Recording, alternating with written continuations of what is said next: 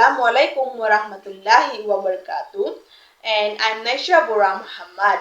Today we're going to talk about prioritization methods. Prioritization methods are techniques used to determine which tasks, goal, or problems should be addressed first based on their importance and urgency. These methods help individuals and organizations make better decisions, use their time and resources wisely, and focus on what matters most. So what is prioritization? So ito yung pag-decide kung ano yung uunahin mong gawin kapag marami ang iyong mga tasks. So first is prioritization time management strategy. So ito yung hindi ka basta gawa ng gawa, so may system ka kung ano yung uunahin mong gawin or tapusin. So the second is help identify and most important urgent tasks. So hindi lahat ng gagawin mo pare-pareho. So may kailangan kang gawin ngayon at may malaki yung impact sa future mo. So third is allow people to focus on what matters first. So para hindi ma-distract ang maliit na bagay, diretso ka sa mga tasks na talagang importante. So the last one is improve productivity and organization. So pag alam mo yung uunahin mo, mas marami kang matatapos at maayos yung araw mo, hindi magulo. So that's all. So good day, I am Nurjana Makalnas, and I'd like to discuss about how prioritizations works, especially for us students. So first, make a list of all your tasks. So this includes your assignments, projects, and even personal commitments. So seeing everything in one place helps you understand what you need to accomplish. So next, you need to identify which tasks are urgent and important. For example, if you have a project due in 2 days, that should be at the top of your list.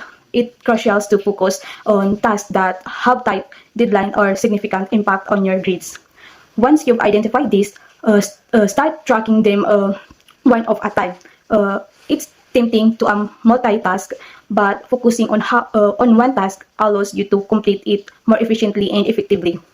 Lastly is this method helps you avoid feeling overwhelmed. By concentrating on what's most important, you can manage your time. My name is Sadiq Nur Hanifa. My report is about benefits. So what is benefits? Benefits ay yan yung hindi madaling mahabala abang nag-aral at madali kang makatapos kung ano ang ginagawa mo. May mga example ang benefits. Ang una ay ang save time. Ang save time ay pagtitipid ng oras para hindi sayang ang oras natin. Pangalawa naman ay reduce stress. Nababawasan ang pag-aalala at pagod. Pangatlo naman ay ang improve meeting deadlines. Naiiwasan ang pagkahuli sa takdang oras. Pang-apat naman na example ng benefits ay increase productivity. Tumataas ang nagagawa at bisa. Kumbaga na mas marami at mas maayos na natatapos kaysa sa maraming oras na. Pang-apat ay better quality. Good afternoon, I'm Asnia Musur, and now our topic for today is practical tips to apply prioritization effectively. Make a daily to-do list and arrange your task by priority. Gumawa tayo ng daily to-do list tapos ayusin natin yan based sa priority. Para hindi tayo naguguluhan, break large tasks into smaller steps. So they are easier to complete kapag malaki yung gawain natin sa maliit na step. Avoid distraction. Focus on one task at time and view your prioritize every day. I-check natin ulit yung prioritize natin araw-araw kasi minsan nagbabago naman yung schedule o deadline natin. So, that's all. Real-life academic example. For example, imagine you have a math exam tomorrow, a research paper due next week, and a group presentation next Friday. The math exam should be your first priority because it has nearest deadline. After studying for the exam, you can continue working on your research paper and then prepare for your presentation. This helps you avoid cramming and submit better work. Assalamualaikum warahmatullahi wabarakatuh. Good afternoon everyone. My name is Tasifa Ulama. My reporting is about why it is effective.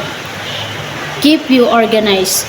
Mas nag-imas ang iyong mga gawain at alam mo kung ano ang dapat unahin. Help you manage time wisely. Natuto kang gamitin ang oras ng tama at maiwasan ang pagpuprocrastinate. Reduce pressure. Nababawasan ng stress dahil may malinaw kang plano at schedule. Improve academic performance. Mas natatapos ang school task sa oras at mas gumaganda ang iyong grade.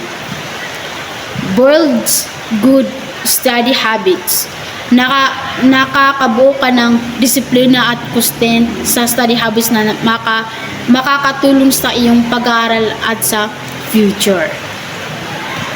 Conclusion: prioritization helps students focus on important tasks, manage their time effectively, reduce stress, and achievable better academic success. Ang conclusion, ang prioritization ay tumutulong sa estudyante na mag-focus sa mga importanteng task. Mas nagiging effective ang kanilang time management, nababawasan ang stress at mas malaking chance na magkaroon ng better academic success. Yun lang.